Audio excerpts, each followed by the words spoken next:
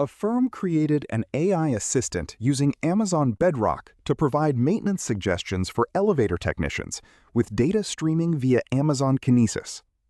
Due to new compliance mandates, every AI-suggested recommendation must be manually reviewed and approved by a human staff member, and these approval records must be saved for auditing. Which architectural approach effectively implements this human-in-the-loop review process? Option A.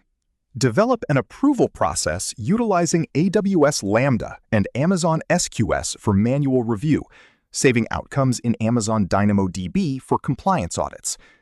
Option B.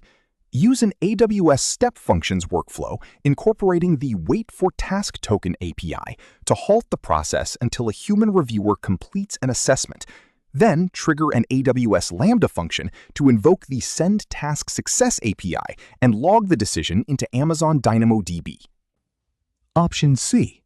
Design an AWS Glue workflow featuring a manual approval stage, followed by an AWS Lambda function triggered to call the Send Task Success API, with final logs recorded in Amazon DynamoDB.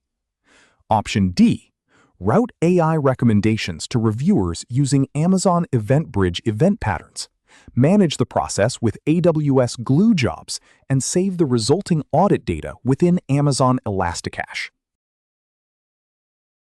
I believe the correct answer is option B. AWS Step Functions is specifically designed for orchestrating complex multi-step workflows that include manual intervention. The Wait for Task Token pattern is the standard AWS architectural pattern for implementing human-in-the-loop approvals. It allows the state machine to pause execution until an external signal, specifically the reviewer's decision, is received via the Send Task Success API. DynamoDB is the correct choice here for storing audit logs due to its high scalability. Regarding the other options, Option A is less robust because it forces you to build and maintain custom state management infrastructure using SQS and Lambda. Option C is incorrect because AWS Glue is a serverless data integration service for ETL, not a workflow orchestration service suitable for application logic.